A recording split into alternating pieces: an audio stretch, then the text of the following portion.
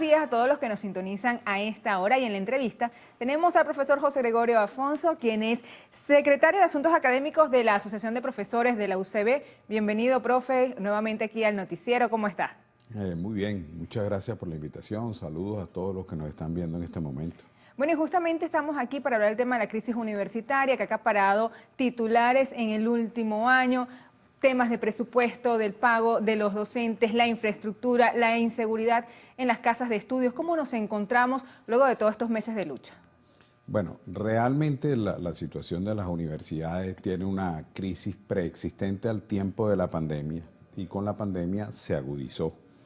Hablamos de la Universidad Pública Venezolana, es decir, a nivel nacional. En primer lugar, sobre el tema presupuestario, no hay presupuesto. La inexistencia del presupuesto, se aprueba el 2% de lo que se solicita y además no se planea en términos de 12 meses, sino que se entrega mes a mes sobre una solicitud que es una matriz que han llamado maqueta, que es una solicitud mensual al Ministerio de Educación Universitaria. Es decir, no hay posibilidad de planear la actividad universitaria. Desde el 2012, por ejemplo, está suspendido todo el financiamiento a proyectos de investigación, que es algo capital en la universidad hoy por hoy. Entonces, desde esa perspectiva, digamos, estamos en una situación verdaderamente muy negativa. Luego, desde la otra perspectiva, lo que es la situación de nuestros campus, hay ya estudios hechos, por ejemplo, con aula abierta, donde podemos ver que han sido vandalizados a nivel nacional hasta 2 y 3 veces por día. Acumulamos nada más en tiempo de pandemia más de 300 incursiones del AMPA a nuestras instituciones de educación superior. Todas ellas se traducen en el deterioro del patrimonio científico de la nación. Cada vez que una universidad es atacada, es un laboratorio, un instituto de investigación, es el patrimonio científico allí donde se hace conocimiento para el país y el desarrollo. Bueno, y desde la perspectiva de las remuneraciones, la situación ha sido continuada, la precariedad que hemos vivido desde el 2005, ya en niveles muy importantes. Recientemente, desde el mes de marzo, venimos en un conflicto reclamando nuestro derecho, la restitución de nuestros derechos laborales, porque en marzo en el país vio el aumento del salario mínimo nacional nominalmente importante, fue por 1.800% más o menos el incremento, y eso se iba a traducir hacia las universidades. Y bueno, y eso, aunque está muy distante de ser la remuneración que deben de tener los docentes, porque cuando se aplicó a la universidad, un profesor de más alto escalafón estaba ganando $111, pero venía de ganar 11. Entonces, bueno, significaba que por 10 más o menos era un incremento. Bueno, en América Latina ese mismo profesor gana $3.900 en promedio. ¿Cuántos profesores hay ahorita? Porque el tema también de la deserción docente ha sido importante, sobre todo en la central. Bueno, a nivel nacional tenemos afiliados en la FAPU cerca de 40.500 profesores, pero realmente eso mermó más o menos en un 45%. Yo tengo 2 estudios que muestran eso. Por ejemplo, entre el 2009 y 2015 se fueron 1.122 profesores de la UCB, se desincorporaron de la nómina. Y en los años restantes hemos tenido 1.300. Hay una reposición, obviamente, de eso, pero la reposición es más o menos la mitad de lo que se fue. Y además con dedicaciones convencionales, es decir, dedicaciones parciales, son part-time. Esos profesores, bueno, cuando tú tienes la dedicación exclusiva es para hacer docencia e investigación, que es lo que realmente aspiramos de las universidades, porque las universidades tienen 2 funciones en todas partes del mundo: formar profesionales. Nosotros formamos los comunicadores que mantienen informada a la gente, formamos los médicos que curan a nuestro pueblo, formamos los ingenieros que dan la vialidad y el sistema para poder producir y comunicarnos, los arquitectos, en fin, a todas las profesiones. De hecho, los profesores nos definimos como practicantes de la profesión académica, porque certificamos a todos. Bueno, nuestra situación es que se nos han venido yendo, es constante, sigue el éxodo de nuestros profesores, buena parte hacia otras naciones, porque bueno, ese capital es mucho más remunerado y mejor valorado. Realmente la política del Estado venezolano en materia de educación universitaria no presenta grandes logros, presenta a los universitarios empobrecidos y a las universidades en ruinas. Es decir, debe haber un cambio de política que pasaría, entre otras cosas, por reinstitucionalizar el país y sus relaciones. En este caso, la reinstitucionalización iría, en el caso de las universidades, por el reconocimiento y el trabajo en conjunto con las universidades autónomas. ¿Cree que eso es lo que ha faltado para impulsar nuevamente a las universidades, de rescatar su majestad, justamente el trabajo conjunto y no divorciado entre las autoridades centrales y los rectores? Exactamente, eso es lo que ha pasado. Es decir, las causas de por qué ha ocurrido, bueno, ya sí eso es un debate. En nuestra perspectiva es porque para el Estado venezolano el conocimiento y lo que producen las universidades, que es profesionales, conocimiento para esclarecer los grandes problemas nacionales y además, por supuesto, lógicamente, perspectivas críticas sobre lo que ocurre, no les favorece. Entonces, bueno, ha orientado por crear un sistema de educación superior paralelo y tratar de cercar a las universidades autónomas. Cuando digo paralelo, porque vamos por 66 universidades en el país, es un crecimiento realmente exponencial. Y que, bueno, ¿quién certifica que efectivamente lo que estamos fundando como nuevas universidades mantienen su calidad? Nosotros celebramos, cada vez que hay una universidad, por supuesto la aspiramos, pero queremos que ella sea con los estudios de pertinencia interna y externa que son necesarias para formar las universidades, que tengan presupuesto, que no hagan nada más funciones docentes, sino que también hagan funciones de investigación, que tengan docencia de servicio. Entonces, bueno, cuando no hay una perspectiva en relación a la importancia que tienen las universidades y se desestima para salir, por ejemplo, de la crisis, bueno, las universidades pueden aportar. Aquí tenemos grandes problemas en el país. Bueno, el más grande de todos, pues el problema económico. ¿Hacia qué rumbo vamos a orientarnos? Porque tiene enormes impactos sociales. Bueno, ¿y por qué no tratarlo con las universidades? Las universidades, permanentemente los profesores universitarios dan orientaciones, no solo es una crítica, incluso dan propuestas. Miren, en materia cambiaria debemos caminar en una política en este sentido, en materia monetaria también, en relación con los temas sociales de esta manera. Pero bueno, eso no importa. Mire, yo siempre coloco un ejemplo.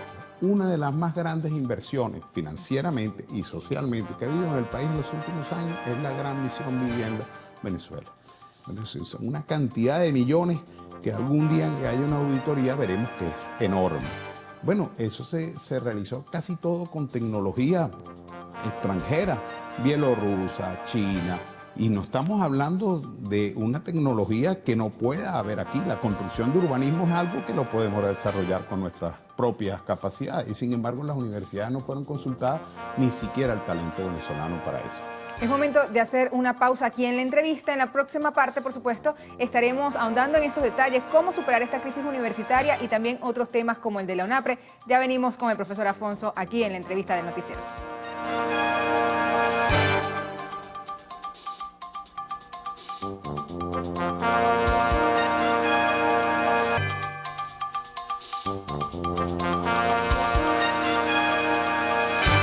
Continuamos en la entrevista con el profesor José Gregorio Afonso, quien pertenece a PUCB. Y estábamos hablando de la crisis universitaria, cómo superarla. Y una de las partes en los últimos meses y que los ha llevado a ustedes a la calle es el tema del instructivo de la UNAPRE, exigir, por supuesto, la eliminación de este instrumento que en muchos casos les ha restado hasta el 70% de los beneficios que tenían no solo los profesores, sino también todo el personal obrero, todo el personal público. Sin embargo, recientemente el Tribunal Supremo de Justicia ha declarado más recientemente en una de las salas que era inadmisible por un tema de unas copias, pero además calificaba que este instructivo era inexistente. ¿Considera el profesorado que es inexistente? No, ni el profesorado ni la administración pública existe. El instructivo es, al final, un manual de pago que se envía a cada institución y que lo envía el ministerio respectivo. Si hablamos de educación universitaria, lo envía el Ministerio de Educación Universitaria. Por supuesto, ¿quién lo elabora? Porque eso tiene que ver con el Estado. El Estado es uno solo. Tiene el Ministerio de Planificación y el Ministerio de Finanzas, porque los pagos tienen que ser planeados y tienen que tener con qué realizarse, es decir, tienen que tener recursos. Entonces, por eso es que decimos que es el instructivo UNAPRE, porque sale de allí, de la Oficina Nacional de Presupuestos. ¿Cree que con esta sentencia del Tribunal Supremo de Justicia se cae la voluntad de querer subsanar esta situación que ha afectado a todos los trabajadores del sector público? No, no es una buena señal, porque un Tribunal Supremo de Justicia debe ser justo y es una señal y es una decisión absolutamente injusta. Primero, porque es un hecho claro, existen suficientes evidencias de la existencia de orientaciones en relación a cómo se paga los salarios de la administración pública a partir de marzo. Eso cómo se paga son los instructivos que instruyen a las instancias para que paguen. Eso lo conoce todas las instituciones de educación, toda la universitaria y toda la administración pública. Y en segundo lugar, y esta todavía es más peligrosa, es porque además decide sancionar a los demandantes. Es decir, si algo debe tener un ciudadano es la posibilidad de demandar justicia y tiene que demandarla hacia el poder público. Es decir, el reconocimiento de los poderes públicos es un debate en el país abierto totalmente. Bueno, y si los ciudadanos lo están haciendo, en este caso pensionados y jubilados del Ministerio Público, van a ser sancionados. Uno cree que el mensaje es para detener todo lo que ha sido un movimiento de reclamo, que estamos desde marzo en las calles en el país reclamando la restitución de los derechos laborales y que anunciamos que a partir del 15 de marzo nos vamos a movilizar al Tribunal Supremo de Justicia a exigir que dé respuesta a los 4 recursos de nulidad que existen, entre ellos el de la Asociación Venezolana de Rectores Universitarios. Yo creo que esa sentencia, más que de orden jurídico, es de orden política. Es en primer lugar para desestimar que no vaya más nadie a reclamar y en segundo lugar tratando de crear una respuesta a lo que viene. Bueno, pero no nos va a detener. Nosotros el 6 de marzo, que el 4 es Día del Empleado Público, porque este instructivo NAPRE afectó a toda la administración pública. Es decir, es para ese espacio.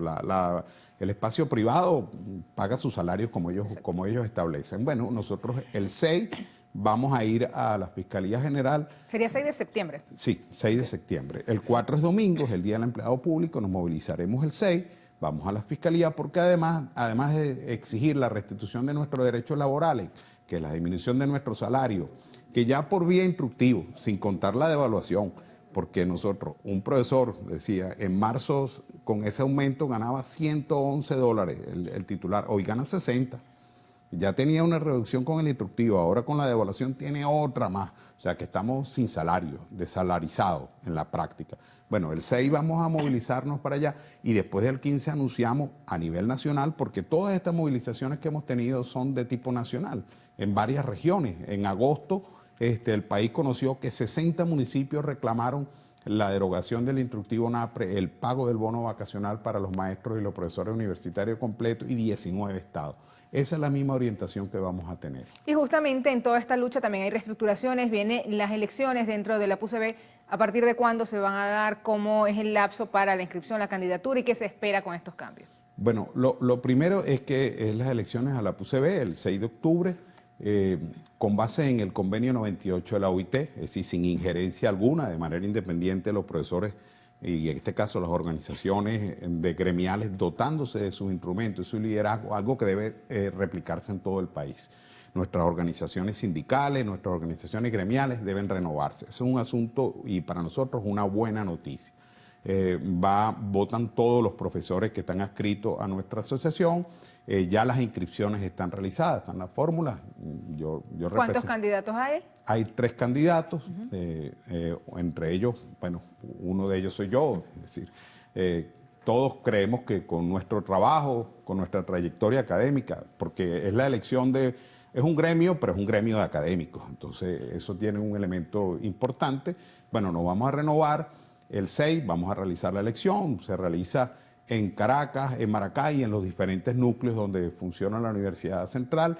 Ese es un preámbulo, también aspiramos las elecciones, que se nos permita concretar las elecciones de autoridades universitarias en nuestra universidad y en todo el país. Necesitamos renovar, es decir, que las instituciones tengan su cauce normal, lo que decía al principio de la conversación. La reinstitucionalización del país al final se traduce en el beneficio de todos y de la calidad de vida de todos. Porque funcionan mejor las cosas. Sería una manera de legitimarse, pero además de reconectarse con esa ciudadanía, en este caso los profesores, todo el personal de la universidad, que se vería reflejado en sus líderes. ¿Consideraría que sí son alguien que los representa?